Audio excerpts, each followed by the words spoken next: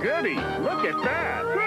Could it be? It is. It's Six Flags. Come on out and see our new baby animals and the rare white Bengal tigers in the safari. Discover a universe with 10 exciting themelands of adventure, great rides, and family fun that's not a galaxy away. Like Movie Town and our new Bugs Bunny Land. My, it's so thrilling. I must go there now. Zip over to Six Flags. It's a world of fun. Not a world away. Now, buy one ticket, get one free with special coupons at participating McDonald's. All right. Hello. Welcome to episode 32 of Some Great Adventures, the podcast for all friends who worked at Six Flags Great Adventure in Jackson, New Jersey. Chat about our days working in the park and about the amusement park industry in general. As usual, our podcast is made possible by our friends at the Shared Universe Podcast Studio. I'm Steve Hicks, and my co-hosts are Scott Loudon, Chris Peluso, and Auletti. Hi. And today, boys, we are joined by someone who, at some point in all of our times at GA, we all worked under. And this might be the first person that we've all worked under that we've had as a guest. One of our absolute favorite full-timers in the operations department, Billy Zumsteg. How are you, Bill? Doing great. Welcome, Billy. Doing great. And I'll say this just to clarify: you didn't work under me. You worked with me. That is true. That is true. yes, Right? already. That is true. 100%. It's Yep. true. Yep. I put that commercial up there on purpose because that's from '94. So that's 3 years before I left the park. And that park is nothing like what was in that commercial. That's a whole different park. Good old now. days. That commercial. It's perfect. So true. All right. So what we usually do, Bill, when we have a new guest host, is we like to kick it off by asking you, when did you start at GA? What positions did you have while you were there? And when did you leave?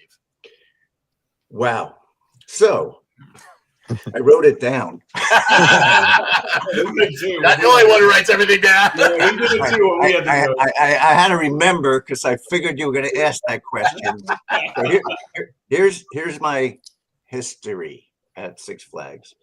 I started there on June 29th, 1979. Wow. Okay. Nice. That's a long time ago. Yeah. So Wow. this Yeah. yearbook is actually your first year there. That's correct. Oh. That's Yep. cool. I didn't realize that. That's awesome. You'll see me. I was working the monster spin that year. Yep. I was swing shift. Remember the monster spin? People that aren't that Absolutely. Yeah. that don't remember the monster spin. It was right next to the carousel, and I think the teacups is still there. Maybe I don't know It if they is. took that out. It is. Then in 1980, I came back as a lead at the monster. I was such a good monster. One of my favorite things was answering the phone. Monster Bill. Yes. But about halfway through the year, I got moved to Dream Street Cables as lead. And then in 1981, I finally got promoted to seasonal supervisor for the Dream Street area. And I think in 1984, I went to the Western area. Now you guys can maybe know better back then. I don't know if you guys were working at that point, but I can't remember what year I went from like the Dream Street New Rides area over to Western, but it was a big leap for me because that was where all the major rides really were. You know, there were not many flat rides. It was all major rides. So it was fun. In 1987, I was promoted to full-time supervisor. They called it permanent then, if you remember the permanent classification. And I got laid off in November that year. I don't know if you remember the Loops accident, but the park attendance went down by about 40% that year, and they had massive layoffs at the end of the year. I got hired back in 1988 as a full-time supervisor. Somebody left, so they brought me right back. And if you remember, 1987 was the year that Jerry Jordan came. Everybody probably remembers Jerry Jordan. Very much. That's the year I came too. Rest in peace, Jerry. Very. Anyway, 1991, did that for a few years. 1991, I got promoted to assistant manager and riding the rides and admissions area. And I think people remember me being in rides and admissions because I had to pull Adventure Rivers people all the time to sell at the front gate, if you remember that. Yeah, we certainly do. That was the synergy we had, right? Yep. 1995, I was promoted to manager of operations at the rides, admissions, and park services areas. And then I actually left Six Flags Great Adventure in 1999, headed up to Six Flags, actually Riverside Park at that time. It was transitioning to Six Flags New England. So I got a promotion at the same time to director of ops. And that was when we put the huge Superman ride in, which was a lot of fun. And then Jerry Jordan retired in 2001, and I came right back. So I was kind of going back and forth. And then on May 17th, 2004, I got terminated. New GM came in and wanted to make some changes, and his name is Rick McCurley, and he brought some of his own folks in, and I had 25 years of experience and, got shot out. But fortunately, in 2007, Rick got fired, and they moved a guy named Mark Kane in as the GM or park president. And I got called back, and I was hired as director of water park operations and the entry experience.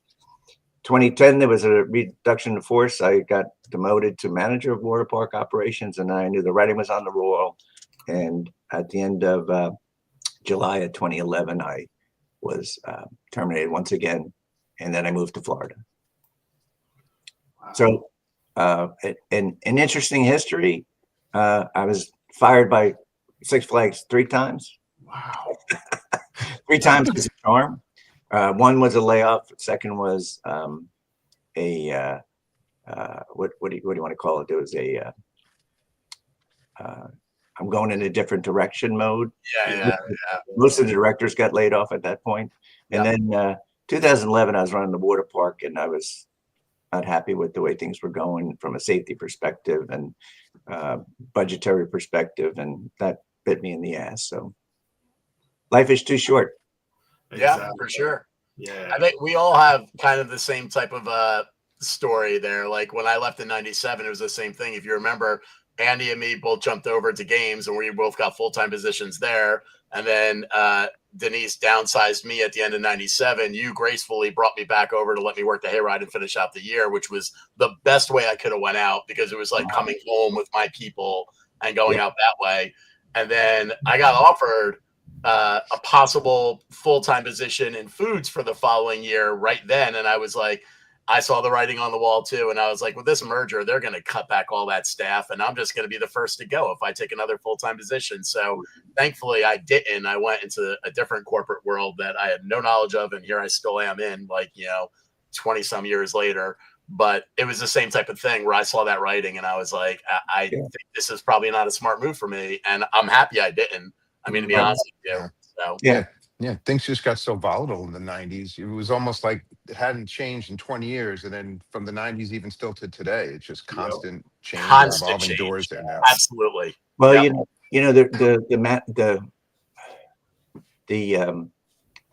the big change for Six Flags was when Premier Parks bought them.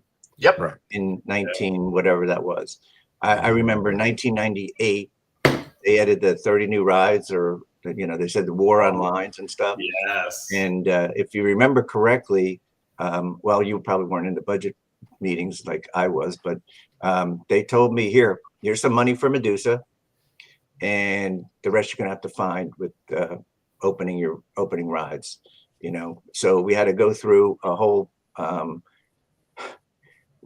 we went through like a whole array of different opportunities. Like, okay, let's see what rides we can make single operator again. Okay, let's see what we can do with delaying rides so we didn't have to open them all day. And the funniest thing about the war on lines is, if you remember, if you were working in 1998, the thing they forgot to do after they wanted this war on lines is to have an HR program that supported it.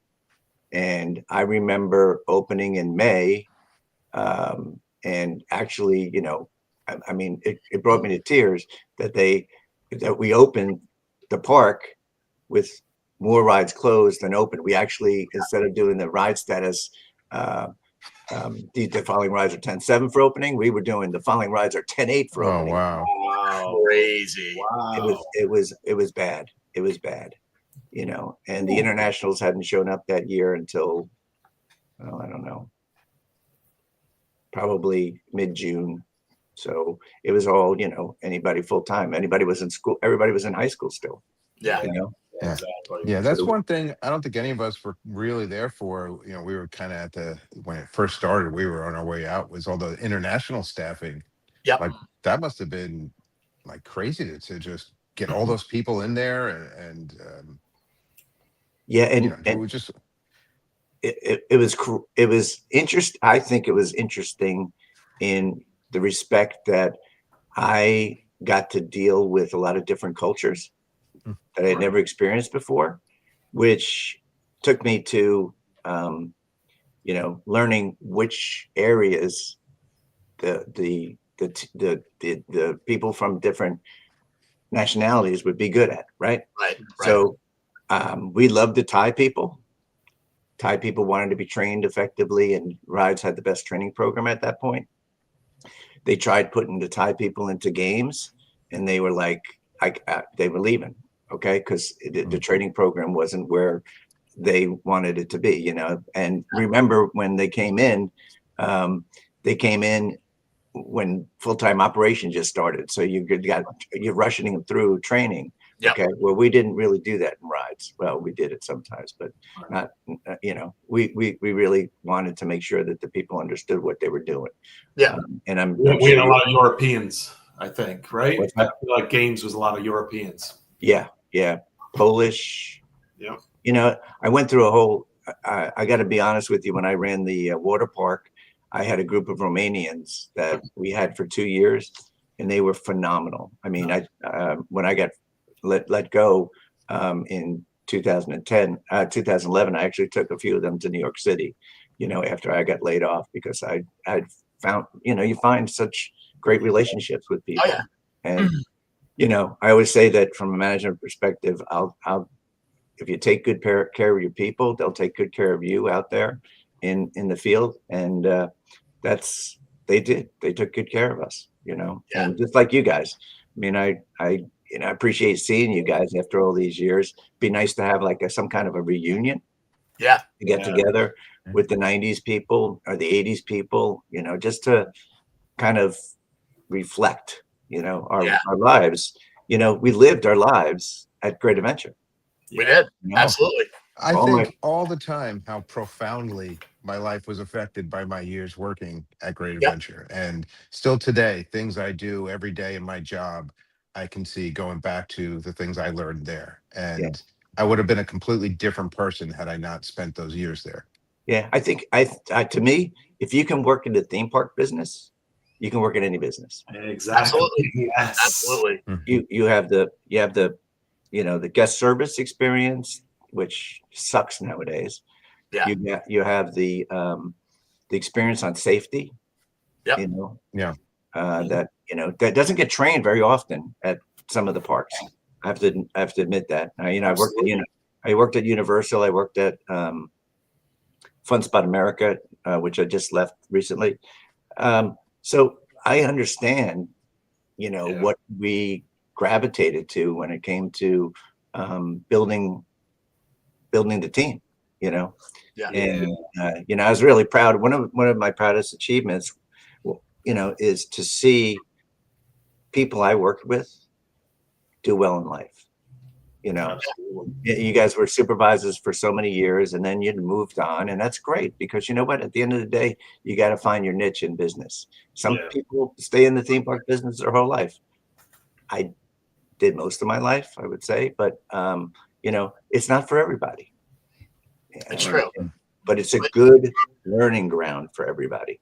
Yeah, I couldn't agree more. Absolutely. I mean, I got to tell you, the management skills I learned there, and not to give you a big head, but a lot of it comes from you. I mean, literally, you were a manager above us for a long time, and I learned a lot of what I learned from working with you, working with Ellen, working with, like Sean McAllister. There's a lot of managers who really taught me, who I very much respected, and I watched the way they worked, especially a lot of the seasonal supervisors as well. There were some that were like Gary Joseph. There were like some that just really, I love the way they worked. I love the way they talked to people. And I tried to model myself after that. When I left the park, I went into healthcare, and I didn't even know what my HMO was that Great Adventure offered me that last year at the full time. I didn't know what that was.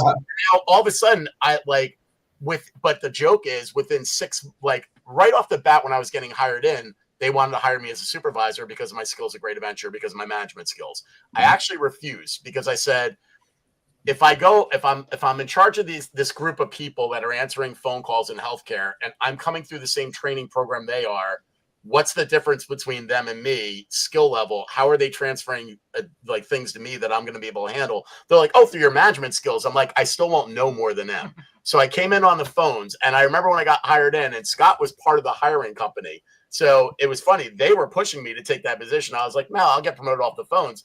And they were like, most people don't get promoted off the phones to a supervisor position for years. And I'm like, I'm not worried about it. 6 months into the job, I was a supervisor. Yeah. But the joke was, like, the worst thing as a supervisor in that position was handling complaints. Mm-hmm. I couldn't stop laughing. I'm like, do you ever have an unbalanced big wheel in front of you? They want to punch you in the face and kill you to get their kids off. I'm like, I'm just getting yelled at on the phone. I don't care. That doesn't bother me. I can keep my cool on the phone no matter what you say to me. It's a lot different than people trying to punch me in my face. You know, I'm like, this is easy. So the management skills related so easly over there that it actually was an easier job for me than a lot of other people who couldn't even handle phone calls, complaints. You know what I mean? So, but all of it comes from the park. Everything comes from the park. You know, absolutely. I always say leadership. If you're in leadership, those technical skills you can learn anywhere. Okay, absolutely. Leadership skills are not there. You know, a lot of it's behavioral. Okay, and some of it is learning. You know, I always like to say leadership by wandering aimlessly. Okay, or management by wandering around, whatever you want to call it. And listening to people. Because the key conversation piece that people miss nowadays is actually listening. I talk to people all the time, and you can see that they're looking at doing something else. There's something else is going on in that brain there. But listening skills are so important because people don't think their voice matters, but it really does. Because I always liked listening to everybody that was, working with me just to see what their grasp on things were. Like, what could we do better? What you guys are in the trenches every day. What do you think you can do better? So when you go, if you ever get asked the next time about taking a leadership position anywhere, do it. You've already done it. Yeah. You don't have to worry about this. You've got the soft skills.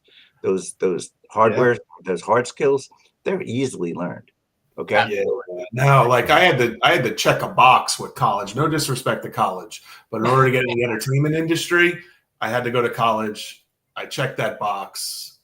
But everything I use is from you, Billy, from Six Flags, all the different trainings that we had, but also eventually became part of that process too. And going back to train the trainer and train the leaders, all the leads and everything, that public speaking experience, being in front of, like Hicks was saying, be in front of the guests that are going to possibly kill you. I worked in a prison for about 1.5 years, and everybody's always like, oh, how many fights? I was like, I had to break up 10 times the fights and be involved in 10 times the violent situations at Six Flags in a season that I've ever seen, at the prison. So, you really, really learn a lot. And leadership, you nailed it. I mean, that's the greatest thing that I think I took away from that you're just not going to get in college, and 30 years later, I'm still applying it every single day in my work. Yeah. Well, you know what? We also, one of the things I also learned about leadership from Great Adventure that is so important is there's a difference between, exactly like you were saying, Billy, a person who is in a management position and listens to their employees and cares about them and cares what they're doing versus a person who's in a management position because they want power. They want to have that blue tag. They want to have that red tag. They want to just tout that they're a lead or a supervisor. Those people are the people that within 2 or 3 years are gone. they're not there anymore for a variety of reasons, but they're gone. There's very few of them that last, but the people that truly gave a crap about their people and really invested time in them, those are the people that, that's who you learn your leadership skills from. You know what I mean? So, and that's also a perfect example. I mean, that's why you got brought back so many times. They may have let you go, but smarter people brought you back then. Or I shouldn't say smarter people, but people that recognize your skills, because I don't really think they're smarter, but you know what I mean? They recognize your skills and they knew that you were a good leader and they brought you back. That's right there. That's an important thing. That's also why, like, when I made the comment about going to the hayride, I could have just been done and that would have been it. And that is the same merger you're talking about. That was a premier merger when I saw the writing on the wall. But you were just, I wanted to finish out the year because I didn't expect to be downsized. And you completely were like, I welcome you back with open arms. Come back to ops. You're totally good. And I knew I wasn't going to stay probably for the next year. Even I didn't want to go back to being a seasonal soup at that point, but I was happy to finish out with my friends in a hayride as a seasonal soup. That was absolutely fantastic. And that's because you trusted me. You know what I mean? Like, and it was perfect, so. I like that you bring that up. I realized how much that meant to you. A lot. But I don't even remember that. I know. Well, thanks for bringing it up. I hear those kind of stories because there's so much stuff happens in life, right? Yes. The goal for me is to impact every person I deal with, and I'm sure that's the way you guys feel too. You want to impact their lives. You want to make sure that, they're successful and you give them something, that's meaningful for their future, and you saying that, Steve, it really, I feel, good about myself because I don't hear those stories enough, Yeah. I feel like I do a good job, but I don't hear that as much as I would love to. But that the goal was always to take care of people. So I got a question for you guys. Management skills. Who remembers what the 5 P's are? Oh, wow. Prior planning prevents poor performance. I think I used that about I said I work with you. Now you don't work for me only 2 weeks ago. And I think I threw the 5 P's out there about 2 months ago. Yep. So, yeah. No, it's all still there, man. All appreciated. Thank you, Chris. Awesome. Yeah. Scott, what were you going to say? I always like to say, if you fail to plan, you plan to fail. So absolutely, very important. Absolutely. Yeah. I won't mention the award show that I usually apply it to, but yeah, there's a lot of stuff where I apply it to. I was gonna say, the biggest impact I had on my career from my time at Great Adventure was, learning to work under pressure and making difficult decisions. It wasn't every day, but it happened. And even to this day, 30 years later, it's like I'm faced with a situation. I'm like, well, this isn't as hard as what I had to deal with, back when I was 21 years old as a seasonal supervisor. This is, easy. Yeah, exactly. Yeah. So staffing, like every day you dealt with staffing issues, right? Yeah. Or disciplinary issues. Okay. Yes. And every day that you got through and you accomplished that, did you feel good?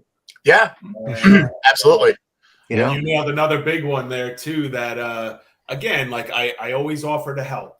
It sucks. Nobody ever wants to discipline anybody or retraining. Nobody definitely ever wants to let anybody go.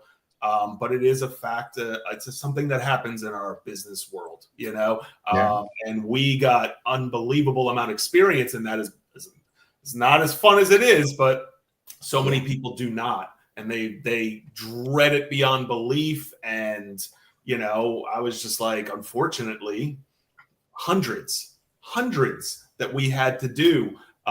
Especially when we got to games and there's theft involved, and like you would do sometimes 10 in a day, depending on what the situation was. So like just extremely valuable experience for something that sucks in the business world, but is obviously a reality, So invaluable.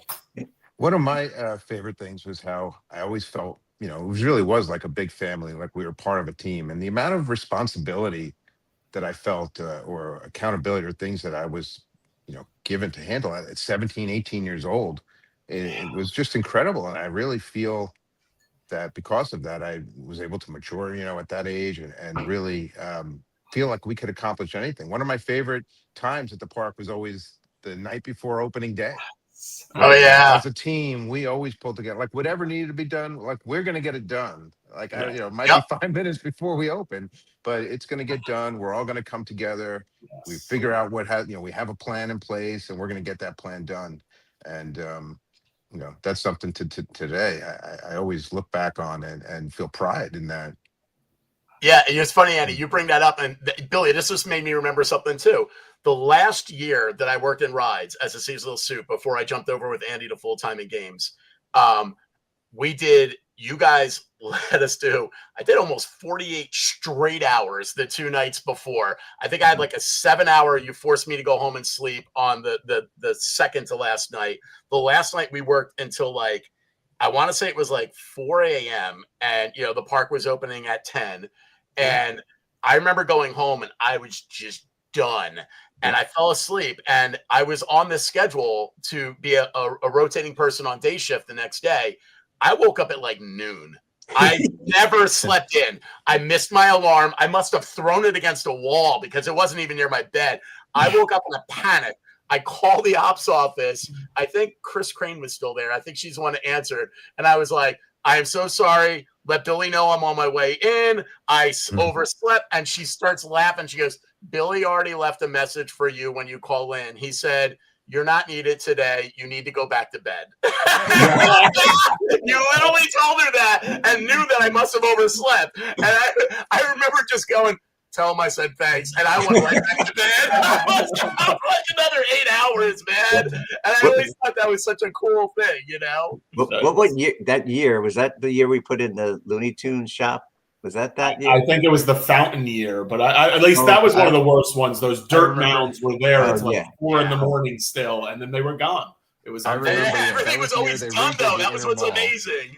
They were like, I don't know, 15 feet high dirt mounds, 2 of them right in the main gate. And I swear we drove past them.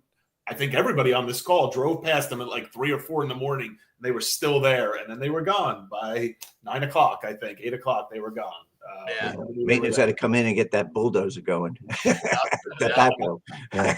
I remember, that year when they redid the inner mall, like they were pouring cement. I feel like that night, like the night before we opened, we were still waiting for sidewalks. They were putting pavers in still, and we opened the front gate. Left-hand side, we had to cordon that area off. It was crazy, there was a lot of crazy openings, and it was between getting the park clean and getting everybody trained, especially in rides, it was very difficult because if you remember, some of those rides didn't get turned over to us till the day we opened. From maintenance and the inspections getting done and stuff. So, and that's the family environment that we had at Six Flags at that point. It was very like, whatever we got to do, we're going to get it done. Don't worry about it. We'll take care of it. Even thinking back to like us asking operators, kids, and trainers like to handwrite essays to these questions. Then one of us had to go in and grade these handwritten essays. Like it's a process. It really was a process. Well, I will say, Billy, one of my favorite things is one year, and this was again one of my last years as a seasonal soup. I worked in the office with Kathy Diesner right up until like Christmas, and we were working on the new rides booklets and changing test answers around and everything. And I did not realize until that time that most of our manuals had been based on the Disney Haunted Mansion and Pirates of the Caribbean manuals that we had, and we had basically kind of stole the format and then printed the whole thing. I was like, holy cow, I have a Haunted Mansion manual. I was so happy. I made a photocopy, brought them home. I was like, this is cool. And it made me laugh so hard because I'm like, you don't really think about how did we get to the process of creating our tests and that process. And then you realize, oh, we probably got it from somebody else, another, an older park or something like that. It's so funny, we did, after the loop accident in 87, we changed every single manual. Because we had to.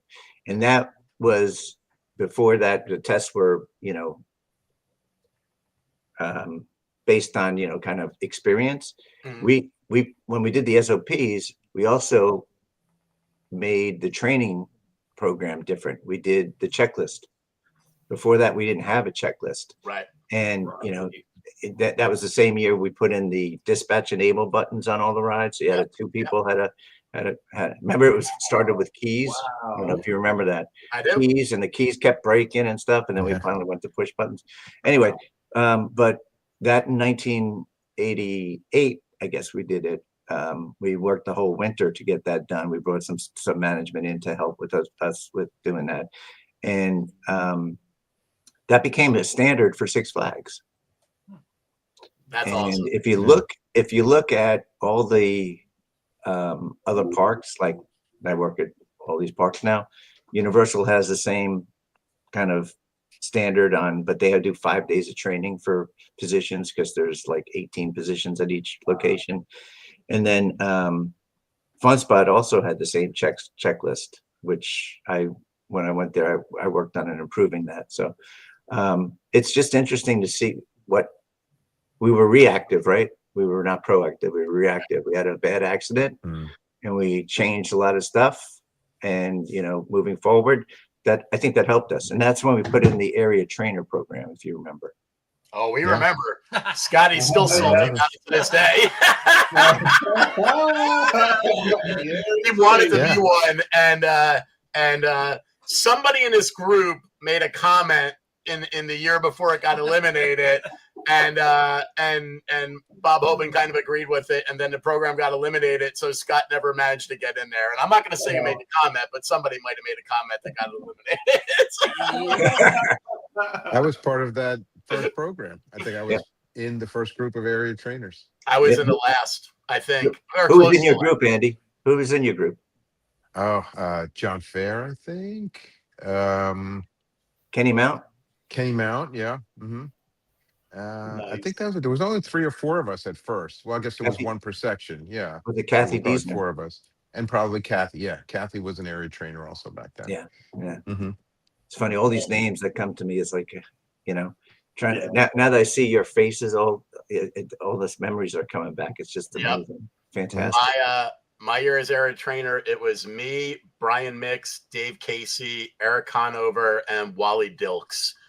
And I know the year after I got promoted, there was one more year of area trainers, and that's when wow, I don't even remember who they were. There's Kelly Kitson was one, because she was one of our area trainers in 140. Andrea Zorro. I don't even remember the rest. And then the program got removed. Yeah, you're I doing was gonna better. say we didn't have that. Yeah, I still get hazy on how Loudon was it, because we didn't have it when I was there. Like, there was no option. It was lead to seasonal suits. That's all. Well, I mean, the reality was, the reason why I recommend it, the reason why I brought it up, and I was like, I basically what I did is I didn't say it should be ended. I said it's not functioning the way it was intended. I said this entire last year that we had it, we used them to staff rides. We did not use them to train. Right, and that's exactly what we did. The last year that program was in there, they were just staffing rides. They were barely training. The only That's what training soups did too. Exactly. Yeah, exactly. Training soups. Like, I was on the Riptide. I used to say I got the worst sunburn of my life on Riptide for like a week. It was so good. I was like, all right, so this is souping. Yeah, I know, right? Exactly. Sitting on lift 2 with the log flume. This is souping. All right, I didn't know that. I was like, oh, I didn't think it'd do this easy. You still got to see a concert. Yeah. Steve, what year was it that supervised that position, to train that it went away? That's in 93, I believe. Yeah, he would know better. Started it in 89. Way better than me. That makes sense, because I think I was 94. I think. Yeah. It started in 88. Okay. It started in 88, I think, or it may have started in. Pretty sure. I want to say it was 89. 89. Yeah, I think we screwed up the first year, because we wanted standards of training implemented, and we felt that specific people needed to do it, because obviously, as you know, not everybody, just like not everybody can be leadership folks. Yep. Not everybody does a very good job training. Absolutely. And we learn who is the good trainers, and that's what apparently, what happened after a while is like, we know these people could train well. We've seen them do it. Let's just make them trainers at the ride, instead of an area trainer. So So, some programs are very successful, some programs fail, and they're not used to the best of their availability. And a lot of that had to do with one word: staffing. Oh, absolutely. If you've had staffing, you wouldn't have had that problem, but because you didn't, and those area trainers could work any ride because they were trained on every ride. Absolutely. They were very convenient, just like Chris Peluso at the Riptide. When's the last time you've been to our park? Great Adventure? Yeah. I was there over the summer. So you saw the difference in when you're talking about staffing, they changed the hours. So the park basically runs from like 11 to 9 is their typical hours. But even when they open at 10, if you look, remember how when you were short staffed, you would stagger. So you didn't necessarily open everything in 120 because it would take a while for the guests to get there. Right. But you made sure the big rides were open and maybe the small rides weren't. El Sombrero, it's fine. It stays closed. But the big rides had to be open. But the small rides, you can kind of forego. That's not what they do now. If you look, they have a sign up in the farther reaching areas like Frontier where it bluntly says these rides do not open until 11 or these rides do not open until noon. So, and they don't say that anywhere else. So when you come into park, you think, woo, you run to Frontier and it's shut down. There's nothing running at all. And then the worst is last year they got rid of 15 rides and they're only putting in one big ride every other year now. And most of them were the flat rides. And as we know, the flat rides are your throughput. Yeah. So now what's happening is you're getting this attendance that you're trying to get in, which hasn't been great this year, but they did get some like Fright Fest, and there's nothing for them to do. There's nowhere for them to go. There's very limited shows now. So it's like they come in and there's nowhere to go or to do anything. Right. So it's like a very different thing because of their staffing issues than it used to be when we were there. And I know it's definitely based on the staffing. It's very clear, but it's like, it's such a different park in the way they run it now. Well, I don't know what they're paying now because I think last I had seen they were paying $15 or $16 an hour for a ride operator. Is that true? That's about what I heard. It's about what I've heard. Yeah. And I don't know what the minimum wage is in New Jersey anymore because down in Florida it just went up to $14 here. Right. Disney, Universal's now paying $18 to start. Wow. Wow. Yeah. Well, most of our friends' kids don't want to work there. Yeah. They say two things. They say either it's not worth the pay for the hassle, which tells you right there that the pay is not enough, or they say that when the few of our friends that have gotten jobs there, they've said that they don't really care about the minor violations so much. If they don't have anyone to cover for them, they make them stay. They don't let them leave. They're like, you can't. This is Six Flags, right? This is Great Adventure. Yeah. Okay. So that's what we've heard. So they don't want to work there because they can't get out. Like they literally keep getting stuck over their shift and they're like, I got to go. And people are like, no, you got to stay until someone comes here. So like those things made a lot of them leave for the few that would even go back. So there's not a lot of legacy families there anymore. Like there were, like, look at you. I mean, you have Robbie, you have Martin, you have, Ellen, your wife, like legacy people, like everybody worked, right? Now nobody's kids want to do that anymore. It's like it's a whole different world. It's a very different environment, totally. And I'll say this: when labor management became the priority in the company, I remember, when I came back and we had put a program in right before I had left in 2004, but then when I came back in 2007, it was all labor management. They had people actually doing schedules for the department that didn't know how to run the department. Do you know what I mean? Yeah. So here's the people you put in place. And then, the problem was that anytime somebody went on break, they never got taken off like the schedule that they looked like they were working. So I kept getting called by finance and saying, why do you have 15 security officers here now? Well, there's 10 out in the field and 5 are on break right now. And once they finish breaks, I can get rid of the 5. Well, you need to be down at 10 now. I am at 10 now. You understand that? So, labor management's great, but it's also really bad because, when I was running the water park, I could go from anywhere from 5 on the wave pool to 12 on the wave pool, depending on 2 things. One was attendance, obviously, and the second is water clarity. So if water clarity was bad and it's high attendance, I'm putting 12 people on that pool. I need to have that many. Labor management didn't take that into consideration. Didn't look at the temperature. Okay. If it's 95 degrees and it's July 4th, it's going to be hot and we're going to be slammed. All right. But you built your templates based on what their attendance said, okay, 6,000, I'm doing 12, can I have twice the labor? No, you can't do that. But if it's only 2,000 people coming in, you better cut. So it's an interesting, I will say that the theme park world changed when financial people decided they were running the company. Okay. I go back all the way to my first year working at Six Flags. A guy comes up to me and introduces himself. He says, "Are you my supervisor?" He says, No, I'm the park president. I'm like, that was Larry Cochran. Right. Okay. Larry Cochran walked the park and looked. You see these park presidents now, or these CEOs and people that they don't even know what's going on in the park. Not at all. Yep. They have no freaking clue. And that's the problem with the Six Flags. This other guy that just is leaving, it's all financial. Okay. If you're a financial person and you don't know theme parks, you got to bring people to the park. And what are you going to do? How do you do it? Okay. I always said, I'd rather have 50,000 people and get a $10 per cap than having 10,000 people with a $50 per cap.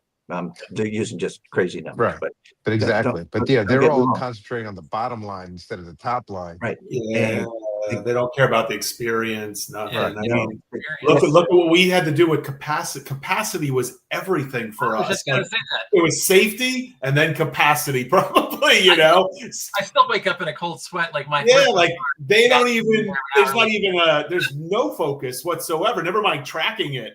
There's just no focus. It's just you send it when you send it. Did you notice, Billy, when you were at Great Adventure, there's no turnstiles on any rides anymore? That was shocking to me when we went back there after many years, that they just don't even care. They don't track. They don't care. They don't, there's, you have certain things that you look at every year. We used to have what we call the RIMS report. It looked at man hours, rides per man hour, all the throughput that we did, and I'd do the report every winter, and we wanted 11 rides per guest. That was our goal, right? And then we went it down to 9 rides per guest. All right, now they probably do 4 rides per guest if they're lucky. I mean, we always used to push for get me as many trains as you can today, because I know we're going to do, and I want to get them on now. I don't want to wait until the line gets so long where you're going to try to transfer a Screen Machine train and it gets screwed because it got hot last night and now they can't get the track aligned. It was always about what was best for the guests. I always say the most important thing is take care of your people, who will take care of your guests, who will take care of the bottom line. And they don't look at it that way. They look at the bottom line and don't give a shit about the other two. Yeah. And sorry for my language, but you said you say whatever you want. We curse all the time. It's fine. Times already. But there's opportunities for the park. I'm really worried for Great Adventure. Yeah. For two reasons. One is they got to get rides back in there. Yeah. Okay. And one ride's not enough. Okay. You take out the parachute, whatever they took out. It's crazy. Okay. That's number one. Number two, what's the real estate value of that park now? Yeah. Now that Jackson is overflowing with houses now. So I'm very concerned that Six Flags Great Adventure is on the chopping block, just like Six Flags America was. Mm-hmm. Okay. You got to realize that you have Dorney, right? Mm-hmm. You got Six Flags New England. You got the Great Escape. I don't think Darien Lake's Six Flags anymore. Okay. And you got King's Dominion. All that in the New England area. Okay. What real estate property is the most valuable at this time? Yep. And you're not far off, because they So they just said last week, right after whatchamacallit. So right after Six Flags America closed, then they had a stock meeting, and days after it closed, they announced that based on their third quarter results, that they are now looking at closing more underperforming parks, which they had said in the beginning of the year, America will be the only one. They have no intention to any of their core parks, blah, blah, blah. And then they just released this, not even a week and a half, 2 weeks ago. Brian Witherill, executive VP and CFO of the chain, which merged with fellow park chains Cedar Fair in 2024, told those on the line that he was not going to break out the numbers of the underperforming parks in the chain, but that the industry is all built around attendance. And many of the parks did not deliver the guests that they had hoped for in 2025. So what they consider core parks may now switch to non-core parks and be on the chopping block, which is a perfect example of Six Flags, where you would never thought they were going to be a core park that could be let go based on, how big they are, their attendance, their history, blah, blah. That's not it anymore, because their attendance was in the total dumper this year. So now if the attendance is in the dumper, they can't get people in there. They understand that they have no more rides left. They don't want to put more than one in every other year, which is what they've been doing now for 4 years. It's a very possibility that they're going to go. It's a very big possibility. The real estate value angle, I never even thought about, but it's already got all the utilities, absolutely, and everything. So lakefront. Well, yeah, and then you got this, and then you have the Switlick property on the backside. Yep. Also, that's part of the Great Adventure. So, I don't know what's going to happen, but I'm, if you're looking at what's going on with the merger, I would say they'll cut down to probably a dozen parks from where they're at now. I can't see them holding on to whatever the number is, 30 parks. It's just, it doesn't make any sense. Doesn't make any sense. I mean, I try to stay in contact with some people that, know a little bit more than I do, but, they're saying the same thing. They just don't see, they have to get rid of that debt. I mean, it's coming up in 2027, and that's not a lot of time to sell a park, or transition it. I mean, so we'll see. We'll see. Time will tell. Yeah, I hope a lot of bad if that happens. A lot of bad, but I got one big question. What the hell are they going to do about our bricks? You know about the bricks, Billy? Do you know what those are? Oh, yeah. We're going to be at that door. You better get your brick back. You paid for it. You get your brick back. Right. You better just bring a chisel.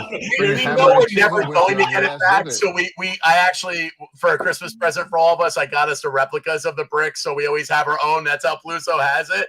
Ours is still there. We went for Fright Fest a couple of weeks ago, and we found it. It's actually still there. But, like everything else they put in there, you give it 2 or 3 years, it's just going to go away.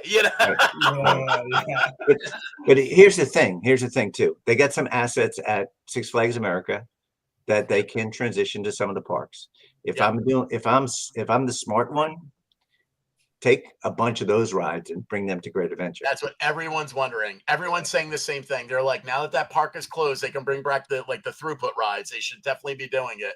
Why not? Hopefully they do. I mean, hopefully they do, but time will tell. It doesn't help them that they have the lawsuit. And I mean, I don't know if all of you guys know about this, but about a week or two ago, they got a lawsuit brought up against them as well now.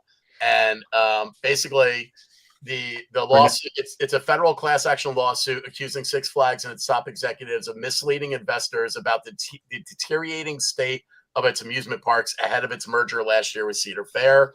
According to the lawsuit, Legacy Six Flags had deferred basic infrastructure repairs and slashed staffing levels in the years leading up to the merger. These issues, the suit claims, were not disclosed to investors, who were instead told that the company had made transformational investments and was poised for intense growth.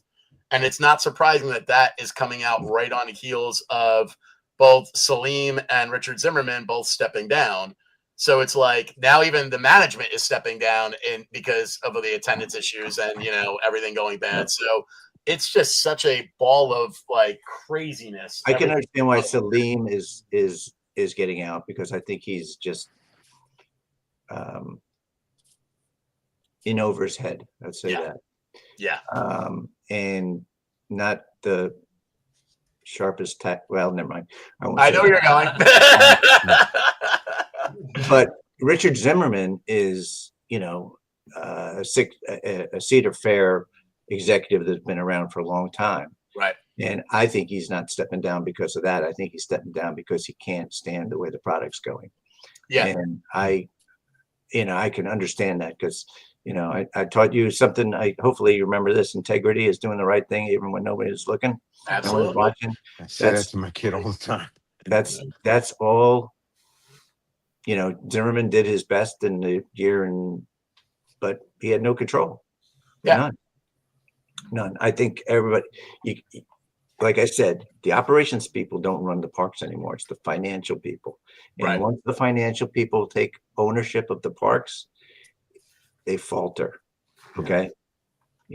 I saw that when I was working back in the 2000s. The financial people, they put the director of finance in charge of operations when I was when I was in the water park.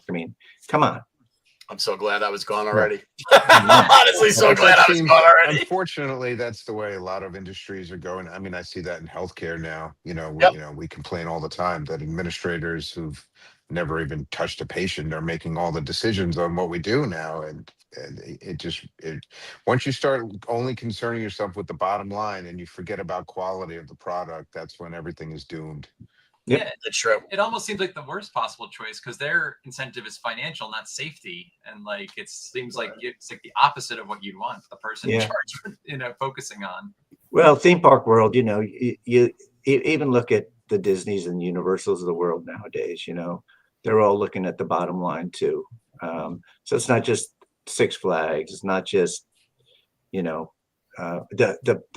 company I would want to work for now, if I was working for anyone, would be Hershend Entertainment. Dollywood. You guys have been to Dollywood? I have not been there yet. My cousin has, and it was every single thing he described about it was amazing, and we totally want to go. I got to go last year in November, and best experience at a theme park. That's what they said too. In a long time. Yeah. In a long time. We want to do the Christmas event there because we hear it's just stunningly beautiful. Yeah. Like you have to book it in advance, but we hear it's just amazing in that park at Christmas. Yeah. Ellen and I went for like an anniversary week up in Gatlinburg, and we got to enjoy some really good downtime. But going to Dollywood was like freaking awesome experience. So I would definitely recommend it. The coasters there, incredible. Nice. Absolutely incredible. Nice. I agree, Mike. It was an awesome park. I always hear the food. I'm a fan. Oh yeah, me too. I always hear the food is epic there. Yeah, really good food. Food is great. You can smell it all over the place. Yeah, it's fantastic. Yeah. Actually, one of my good friends from the Six Flags days works. A couple of them work there in the food service business. Patrice Mendez. Probably know her. Jennifer Armstrong. They may have been after your time. I'm not sure. Patrice's name I remember. That pops up. Yeah. So, and that's great. I love to see those kind of people able to stay in the business, because I know both of them got out of it for a little while, but then come back and engage back in a company that really cares about their people. Yeah, for sure. Yeah, lightning rod. Whoa, man, that was a great ride. You are so right, Mike. Nice. Love it. So, Bill, let's ask you some. Let's hit you with some. We talked a little before before we started the podcast, and the boys and me, and we had some general questions for you since you've been there the longest out of all of us. Yeah. Without going into detail, obviously we don't want to know about anything where anyone was hurt, but what's your worst breakdown that you've ever had to deal with as far as being in the ride operations? What was the worst breakdown you could think of? Worst breakdown was I was unit 10, and this is when I came back from the water park days. No, it was before the water park days, and it was on the chiller. Okay. And the chiller saddled upside down. Oh, And the amazing thing to me was that I had talked to the engineer, our chief engineer back in the day, Larry Chicola, about the same situation happening. Because we're looking at worst case scenarios for evacuations and stuff. Yeah. And he's told me that could never happen. So we all know it's possible because we saw it on the Viper. Right. But if you remember, Chiller settled upside down in the corkscrew coming back. Jesus Christ. Wow. They were up 100 and I don't know how much it is. I can't even guesstimate what the height was, but you see the girl's hair is just hanging upside down, and you're like, I was on the phone with the public relations people as quickly as I could. Thank God I had two great mechanics there that night, Jerry Lee, God bless his R.I.P. Jerry, and I think the other one was Brian LePatin, and they got the high reach over there, and the only thing we could do was push it back into the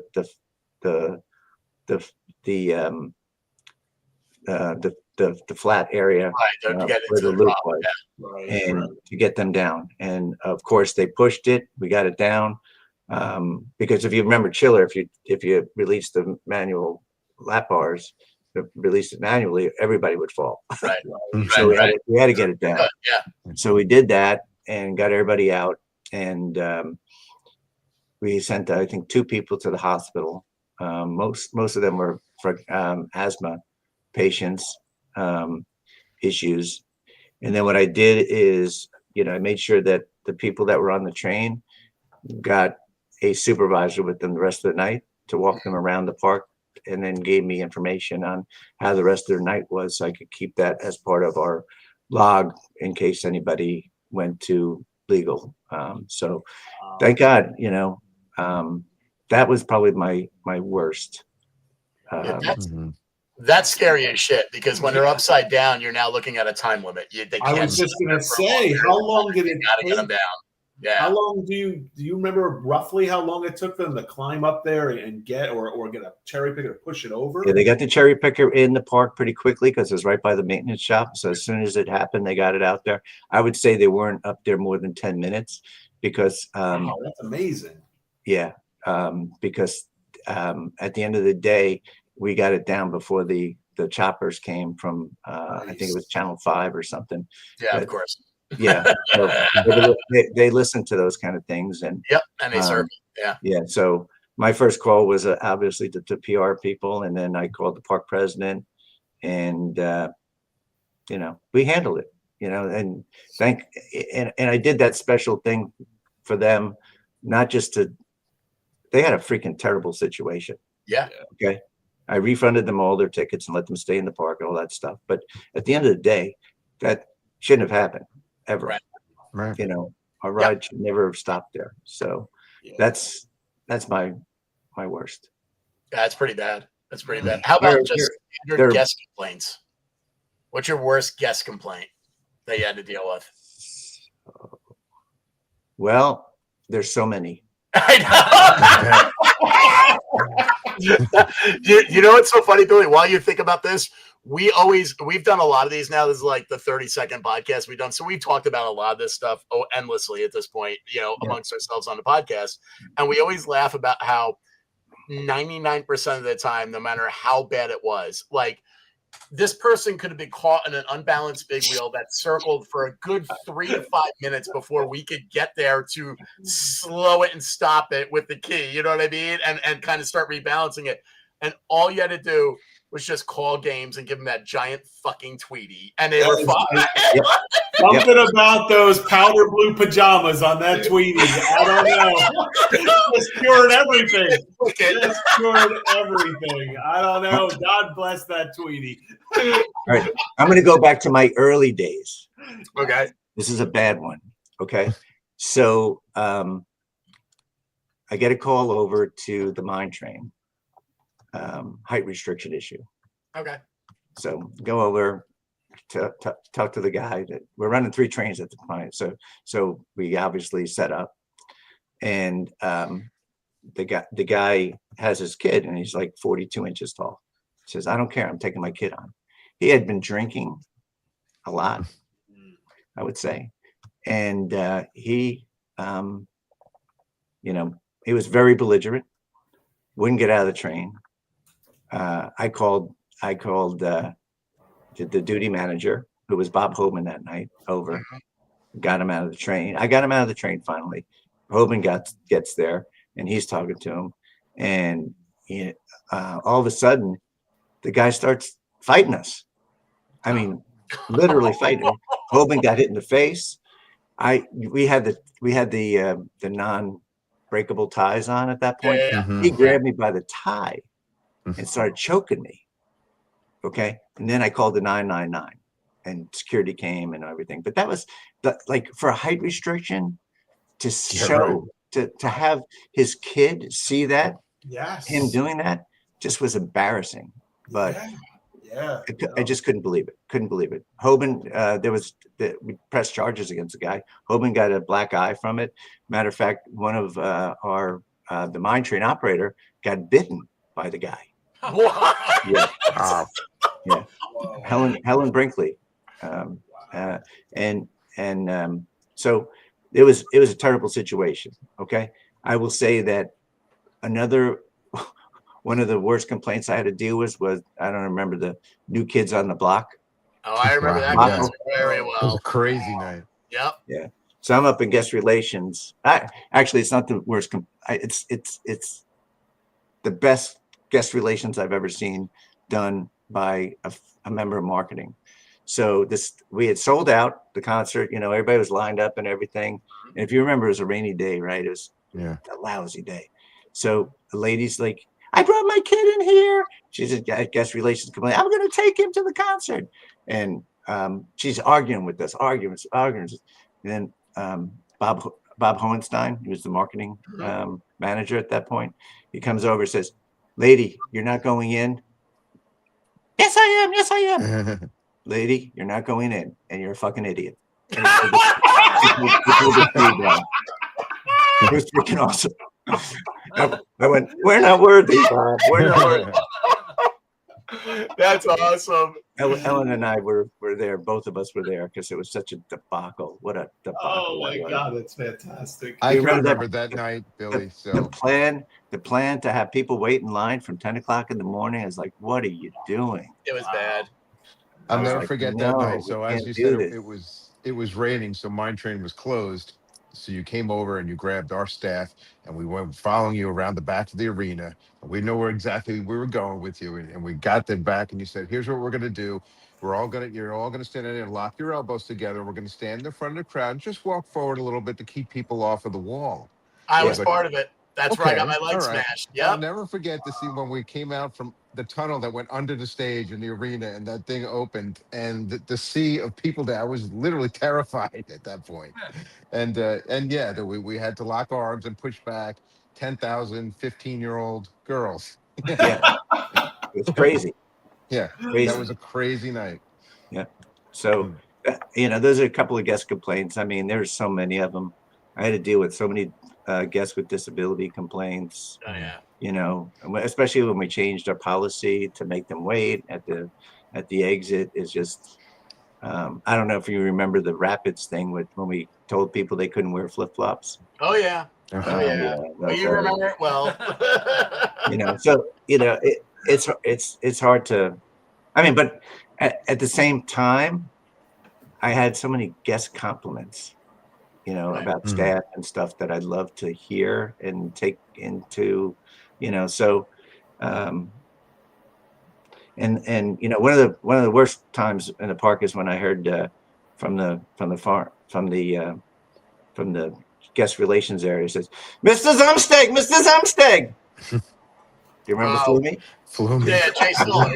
Yeah. That's Jay. Jay Stoller was one word. Jay Mark Harris. You remember Flumy well. Yeah. Oh, wow. Yeah. I was a lead at the log flume. I can never forget Flumy. So I'm sure you couldn't. How many times did I take his picture at the spillway? So much fun. So much fun. He got banned from Six Flags, though. Yes, he Yeah, did. I do remember Oh, that. yes, he did. On one of the podcasts, we had looked him up in his history, and oh boy, he has a history, man. You can find a lot of stuff on him on the web now. It's like, woo. Yeah, just got to be careful. You never know who's coming. That was a perfect segue because the next one we had was what's the worst 999 you were in? Because you were probably in a lot more than we were. We weren't in a ton. We were in some, but not a ton. Well, for me, it was probably the Easter think- Sunday one in Game Square. That fight in Game Square, which that was one? pretty bad. The Easter Sunday one with the fight in Game Square, that was pretty bad. Yeah, Easter Sunday with the shooting at the fountain. You know, I was walking with Hoban, and you know, we ran back, and we're like, we were at the carousel, and we heard the gunshots, and we run towards them. I said, "Bob, what are we doing? Yeah, exactly. Wait, why are we running towards the gun? Why am I going to the gun?" You're here. and you know, we got there. Security was all over the place at that point, and Jackson police were there. But you know, that was scary. Yeah, that was a super really scary one. Scary. That was a super scary one. Yeah. The other 999 that I'm trying to remember the worst one. The guy biting. I think there was a huge fight at the concert. I think it was a Rick James concert. Oh, Rick James is crazy night. Oh my God, that was pretty intense. I had a really bad one in New England too, and I can't. That was a fight that was at one of the rides down in the Superman area. Guy got the shit beaten out of him. It was really bad. I could tell you that the 999s was all about control. Mm-hmm. It was all about de-escalating. Yeah. And trying to control the situation. So I tried to come in with a calm demeanor all the time and just try to separate the parties if I was there like first. I usually got to them after the stuff was completed. Yeah. But you know, running security for a couple of years when I was with I don't know if you remember Sheldon Lightfoot, my security manager. Yep. We made a lot of adjustments to security because we wanted our security officers to be ambassadors and not, you know, like being proactive instead of reactive, you know. So we did a lot with crowd control and stuff like that. But 999s, like I said, I'd seen a lot of bad ones, but I've never really got involved with. I think the worst one I had was the one when I got I was choked at the mine train back in '81 because I was right in the middle of that son of a bitch. Right. You know? Yeah. So for everyone that's commenting, just so you know, we can't comment back, but we see your comments. And Rob Scholes, I absolutely remember that. So on that Easter Sunday one, I was in Western, and I remember we all got told, take every girl and put them under the mine train or in the back of the log flume, get them away from people. Do not let them near the guests. Like, we had to pull everyone away from the guests basically and shut everything down during that. I remember that. That was crazy. Yep. That's a good memory, Rob, because I actually forgot about it. So you just said that. Yeah. Good call, Schultz. How you doing, Doc? That was his nickname. On Facebook, every birthday, I always call him Doc still. So the story with Rob and me, we met at an Iron Maiden concert in Philadelphia about That's awesome. How long ago was that, Rob? 6 years, something like that? I don't know. That's a perfect segue because the next one we had where you were there a lot longer than us, and there were some cool concerts we didn't even realize were there. I didn't even know the Ramones played at the park, but they did. What are like some of the cool concerts you remember? Like the bands that people would not even have thought had played there, but they did. Well, I'll tell you one of my favorite bands when I got the call that they were coming, Twisted Sister. Absolutely. Was in, I think, 2002, I think. Yeah. Just happened to be that there was a power failure in New York City the day before or something, and not a lot of people came from New York City for it. But what I did was I gave them VIP access. I gave all their families VIP access to the rides and stuff. So that was one. The Beach Boys every 4th of July.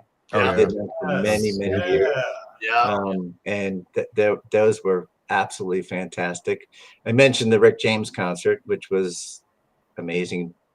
crazy because I worked the double that day, and I got to 4 o'clock, and I'm like, there's nobody here. Where's everybody? And then all of a sudden, the place exploded with everybody coming down from the city, I think. Right. And we closed with like 37,000 people or something like that in the park. It's crazy. I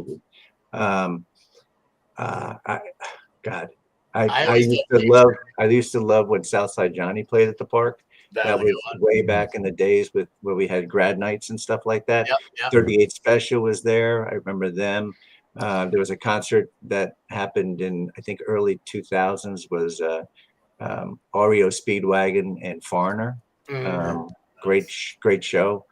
Remember the Cheap Trick concerts? I Cheap love Trick. Cheap Trick. They were always great shows. Cheap Trick was great, and one of my funny stories with that concert is it filled up, and Jordan was Unit 1 or whatever we called it, Unit 10, whatever. He was in charge of the park, and a guy snuck in, and freaking Jordan was at the top of the stairs by the at the front where the main marquee was, and the guy's running up there, and Jerry just belly butts him all the way down the stairs. Says, "You are not coming in. It's full." Yeah. Love those memories. Oh, yeah. Ray Williams didn't like Jerry to go in the park too often because he got a call one time. This is a funny story. Ray Williams was the park president, and Jerry was the director of operations, and Jerry was in his Explorer in the parking lot, and Ray gets a call from a guest. He said, and the guest said that this guy driving an Explorer in a parking lot called him an idiot. And Ray calls Jerry and said, did you talk to somebody and say they were an idiot? I said, no, I didn't say they were an idiot. I says, you drive like an idiot. So many great stories. Yeah. What other concerts? Well, I don't know if you guys know this, but back in the day, like Jason Derulo would be there back in the late 2000s. Katy Perry was there. Wow. Wow. I didn't know that. The Monkees. Monkees was always great. Were great. The Monkees and Sha-Na-Na and Bowser and the Sha-Na-Na, I yes. remember them all the time. They were always great. Yeah. Yes. That's another thing that they don't do anymore. Yep. And let me tell you, they did a lot of country concerts back in the day too. I'm not a country fan, so I probably don't know a lot of the acts that were there. But I knew season pass holders bought their season passes just for the concert. Oh, absolutely. Yeah. I know Winona Judd went a lot of times. So I had to cater that. They had Hart there. I don't remember if remember Hart was there. No. I will say that Rihanna was there. Oh, wow. I got to see Rihanna with my daughter, Nikki. She wanted to go. And I was right at the front. It was drizzling out, so I was under an umbrella. Wow. No, that was a joke. Under my umbrella. Okay. We're talking to a bunch of old guys here, Bill. I know. I thought I was old. It took me a second, and I'm like, oh, yeah. Anyway, so she was there, and there was nobody there. Nobody. That's crazy. Right at the front. I mean, we were right there. So amazing. And I did a lot of when I was seasonal. I did a lot of the setups with the concerts when I wanted to get extra hours and stuff. So that was fun. I was literally just going to say that, Billy. I got lucky because toward the end of the time I was in the park, my cousin Andrew became, under Wilma, was in charge of concerts. So I would work a day shift in rides, and then I would go and do load in, load out in the concerts under my cousin. But because it's my cousin, he didn't really make me do load in, load out. He would just assign me to the band. So with Cheap Trick, my job was to make sure their cooler stayed filled with the beers. That was my job. That was it. So I got to hang out with them. You know what I mean? What kind of beers did they have? I believe they were Corona and Dos Equis, if I'm remembering right. But and one of the funnest things is sometimes if I had a day off, I would just work the concert for that day for overtime because it would come out of the show's budget. So you guys never gave a crap. And I remember this is where I'm getting senile because I don't remember if it was John Cafferty or Eddie Money. One of those two remember how the bus, their buses, the concert bus, they'd come in like an hour before. Like they'd have their equipment would come in for setup 2 or 3 hours before, but the band usually came in like an hour before. Right. Well, it was John Cafferty or it was Eddie Money. I don't remember which one, but I think it was John Cafferty. Showed up like 6 hours early for no reason. And he brought out a fold-out chair, and he went out, and he was behind the arena in the grass, and he was just sunning himself, but his clothes looked like a landscape outfit. And somebody went over there and was like, "What the fuck are you doing, man? Get back to work. You can't come out here and sun. This isn't where you take a break." And he's like, I'm the singer. And they're like, "Yeah, you're the singer. Get out of there and get to work." And they were like yelling at it. I remember my cousin like running up going, "Shut the fuck up. Get out of here." It was just so goddamn funny. Oh my God. I didn't know that was it. I didn't know that was John Cafferty. It was so great. My other memory that I loved about the concerts was Wilma was known for getting like 10 things of catered massive amounts of like, spaghetti and meatballs or chicken. Yeah. And those ate well. 2 would go to the concert guests, 1 would go to us, and the rest would go home. Yeah. Supposedly she had a freezer at home that had like enough food for like 9 years. I could imagine Wilma did that. So good. That's a good reminder, Scholes. I remember Bon Jovi being there. Oh, I forgot about Bon Jovi. I forgot about Quiet Riot too. Yeah, Tubes, I remember. I saw that one. And Joe Walsh, I'm pretty sure Joe Walsh, I was on the lift. I saw so many concerts from Lift 2. That was one of the best experiences, man. You just sat there and just watched the concert and got paid. It was amazing. Just did some spacing of boats every once in a while. Yeah. Just 20 boats at the bottom of the lift. Like, shut up. Joe Walsh is playing. Shut up. I'll get to it. Oh, man. I was just thinking about something, and I totally lost my train of thought. Well, one of the things that I wrote down that I thought was interesting is that I wonder if one of the reasons they have a harder time keeping employees is also because they don't have the recognition that they had when we were there. Like I was trying to think of like all the special things that were there that made me really love the park. And I remember when I was a lead, and even when I was a black tag, I became an all-star, and I had my special all-star tag. And it was like such a big deal. Like you walk around, people are like, "Oh, you have an all-star tag," and everyone wanted one. You know what I mean? But they only gave like 3 a month or whatever. Like it wasn't a lot of people that got them. Random ice cream giveaways. You would just come in through the ops gate, over near the ops office, and there'd just be ice cream there. And they're like, "Just have ice cream. Just whatever you want. It's all good." When I first started back in the ball field, they had that massive barbecue pit, and they would do the barbecues. And I remember like Jerry Jordan flipping burgers and everything. There was the volleyball, Fun Olympics, fields, Fun Olympics. I all the time talk about at work now, and no one knows what I'm talking about. But I would love to recreate the Fun Olympics at my job now. That was a lot of fun. Yeah, it was actually. I was working on that at Fun Spot, and I got downsized this year at the beginning of the year, so I was going to do that on our. We had 2 days that we closed. I was going to try to do that in September, but didn't happen. It didn't happen. I don't know if they decided to. But the Fun Olympics was just, it was crazy. It was so much fun, and the competition, it was great, but it wasn't like cutthroat. It was everybody was right. Well, maybe it was cutthroat. A little bit. The Grease Squad would get pretty. Softball leagues. The volleyball leagues. I remember those too. There was so much stuff that we did that didn't translate to work and was fun and made you had a good time. Hey, I'm going to work today and I got a game tonight. Exactly. And the way softball was back then is that if you were on schedule, there's get them off for an hour and a half to play softball. Right.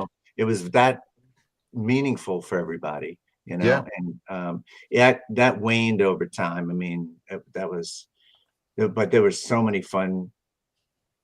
Yeah, even like when we opened up a new section, I remember the Adventure Rivers party. There was like that one night where limited staff had to work, and I think I was one of the supervisors that had to work. But otherwise, like the whole park, once the park closed, we were open for an hour and a half to employees only, unlimited food. You ride all the new rides. It was like those are the things that I think I have not heard any of that happening at all. If they're doing anything like that, I'd be amazed, because everyone we talk to that's like there, nobody talks about that stuff. Like, it just doesn't seem to exist.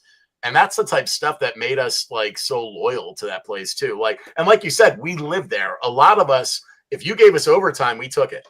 Like, you know what I mean? Like, we would do doubles all the time, you know? So, I mean, I remember it was a badge of courage on who could get the most hours in. Like, could you get up to 80 hours in a week? You know what I mean? So it's like, well, you know, the other thing, Steve, they did away with overtime. I know. They don't pay overtime anymore, which to me is that seasonal classification that they used, you know, is, you know, it's crazy, you know. Do the right thing. Do the right thing for your people. Okay. Because you know who's going to work those hours if you know the Americans aren't going to do it, but the internationals will, because you know what, they're there to get paid. They'll work the hours, but not giving overtime for people that work over 40 hours in a theme park that's open 6 months for the year. That is ridiculous. Agreed. You know, agreed. Do it better. If you don't want to pay overtime, that's fine. Do a better job managing your payroll, but you're not paying overtime for people that work their asses off. Yeah, it's nuts. Yeah, it's absolutely nuts. So, like I said, do the right thing for your people. Don't. Yeah, okay. Legally, you can get away with it, but why would you do that? Agreed. I don't know. So that's me. I'm an operations guy, not a financial person. So, but I will say that every year that I was there, unless there's some extenuating circumstances, we came in under budget in all my departments. And it wasn't because I sacrificed service. I did it when I felt that it was necessary. Like I always looked at, how do I cut hours before the park opens and after the park closes? Or, hey, it's raining. I'm going to take a chance and say maybe that today's not a day to bring everybody in. Okay. And a lot of people didn't like working in the rain anyway. So you always got volunteers to go home early too and all that stuff. So, I forgot about that. Looking for volunteers to go home. Yes. Let me tell you, as a black tag, sometimes when I'm working right now, I mean, obviously I'm in a corporate job and there is no going home. Like that doesn't exist. Like, if, you know what I mean? Like I'm on flex and I'm working home on flex hours. So if I worked every hour of every day, they'd be more than happy, you know? But I remember as a black tag, like you weren't, when you were in your teens, you weren't really dependent on the park for money because your parents were still giving you money if you needed it. So it was like, you worked there because you needed work experience and you did want to check, but there would be some days where it'd be like, you know, in 120 especially, and Andy, I know you'll remember this, like you guys would like be like, all right, it's raining. None of the coasters are running because Mine Train will just you can't run 3 trains on a Mine Train in the rain back in the 80s. You know what I mean? They'd be right out of the station, you know? So Mine Train's down, you know, coasters down. Cables, if it's a storm, it's high wind, that's down. Only thing open in our section would be like log flume. That'd be it, you know, basically, and a couple of flat rides. So basically 90% of us would be allowed to go home and we would either have a party or we'd go to the movies, or it was like, and it was a group thing. It wasn't like everyone's like, oh yeah, we're all allowed to go home. Everyone just went their own way. Yeah. We were like a family and we all just went out, and it'd be like, we all went to lunch at Pizza Hut and saw a movie, and then we went to someone's house and had a house party. And it was like, those were such good times, man. And I'm like, man, I miss that. Like, you know, in the job I'm in now, when I think back to those days, I'm like, man, I would love for someone to be like, it's raining outside. Take the day off. You're good. Well, just look at the 4 of you and how close you come, and you're not even living in the same area. Andy, where are you living now? I'm outside of Houston. Houston. And Chris? I'm in Barnegat, Jersey. Barnegat, right. And where are you guys calling from? I'm in Howell and he's in PA. Yeah. So the distance, it happens, but now you have that opportunity to talk to each other all the time. And I'm sure you have, you know, on this tons of guests. Yeah. Tons of guests that are all over the place now. Yeah. And you know what? That's a perfect segue as we're getting close to wrap up, that we still have the Friendsgiving. And you know who just reached out? I haven't seen Bill Benton in person in probably 15 years. And he just reached out and was like, I'm coming down for Friendsgiving. So, and if you're ever available, we always do it. It's always the night before Thanksgiving. For the last I'd say 5 years. Yeah. Well, most years we do it at the chapter house. This year it's at the chapter house. Anyone listening, you're all invited to come. We meet at the chapter house at 7:00. They usually keep it open to us until they don't want to tolerate us anymore. But it's usually pretty late because it's the night before Thanksgiving. And we get like 50 or 60 people. And a lot of times it's people we only see them at the Friendsgiving, but they're all XGA people. They're from all different years, all different walks of life in GA. Yep. Some are from food, some are from games, some are from rides, some are from admissions. And it's like, we all worked in the 80s and 90s together, but we still get together. And this tradition's been going on for like 25, 30 years now. And it's still going on. And I don't want to say it's because of the podcast, but more people I think are aware of it because of the podcast. So it's kind of grown more in the last couple of years. That's great. Last one we had, probably 40 people, I'd say easily there. Like we fill an entire room with people now coming in and out. It's kind of crazy. And to your point, it is truly lifelong friends. Like that place built relationships that are, even when this podcast ends, I'll never not be talking to Andy, Chris, Scott, and even me and you. We've seen each other a couple of times when I've gone to the parks. We've definitely talked a little bit on like Facebook and a comment here and there. Yeah.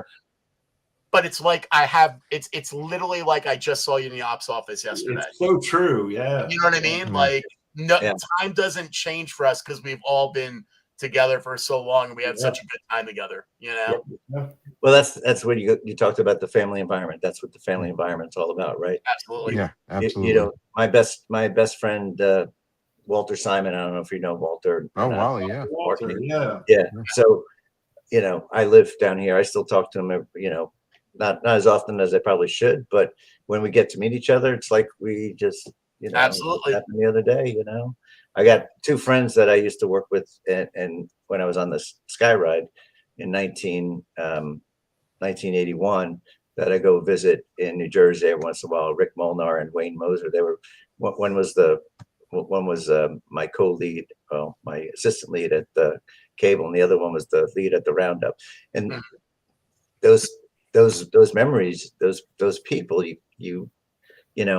it's like you haven't seen them in a long time, but you know what? It's just like that. You're back together Absolutely. again. Absolutely. Well, we all shared that same common bond that unless you experienced it, you really can't understand it. Yes. And I feel the same way. I feel, you're lifelong friends now, everybody. Yeah. Absolutely. Mm-hmm. Living the dream every day. That's right. Getting that park open every day. Right. Yep. Getting that park open for opening day. Oh my God. Right. Here it comes. Countdown. Yeah. Nice. Well, on that note, boys, we've been doing an hour and a half. We're hitting our time. So it is time to close it up. I want to thank everybody that listens live on Facebook Live. Again, sorry we couldn't comment back, but we did see all your comments. We appreciate it. Everyone that listens to the the podcast when it gets put up. And most importantly, thank you, Billy, for joining. You are one of our dream guests. We are always kind of hesitant to ask you because we're like, we always get afraid that someone thinks we're going to ask hard questions like, oh my God, what was it like when you were there and someone died on this? And that's not what this podcast is about. It's about just chatting with old friends that worked at the park about the time we were there. People want to bring up stuff like that. That's totally fine, but that's not what we're aiming for. We're just aiming to just have a good conversation about the times we were there, and you fulfill that in spades. Great. Well, anytime you want me back, you can always give me a yell. I'd love to keep this line of communication open. And I'm semi-retired now, so I have time to do things that I've never that was great talking to you. never been able to never been able to do as in the theme park world. So I'm actually going on a cruise next year to Greece and Italy. So that's and I are finally going to Europe. We've never been. So that's love it. awesome. Yeah, absolutely love it. How is Ellen? Ellen's doing great. Ellen's doing great. She works at the zoo local. She's in the retail store there. She just got promoted to assistant director. So she's doing great. She just turned 60 last year, and I just turned 64. So we're we're in our prime now. Awesome. Excellent. Awesome. Tell her, make sure you tell her we all said hi. I sure will. I sure will. Yeah. We'll do. I'm sorry she was working today. Otherwise, she would be in the background. Well, she Yeah, is. we'll bring you back on. You can have her do a pop in anytime, man. That's absolutely great. Yeah, we've had that before. Like we've had obviously me, Scott, and Gary. We worked together really close for a while, and Gary Vanderham, and he married Gloria that worked on the Rapids. Yeah. So they both been guests separately, but also like if we have Gary on, you'll see Gloria pop in. Okay. It's That's awesome. That's awesome. Yeah. Well, this is a fun podcast. I really enjoyed it, and I appreciate Excellent. the invite. That was nice of you guys. Thank you so Thanks much. for coming on, Billy. It was really Thank great you. seeing you. All right. Well, everybody, have a great day. Thanks everyone for joining. We'll talk to you all soon. See you, Billy. Thank See you, you. everybody. All right. Bye, guys. Guys. Bye, guys. Take care.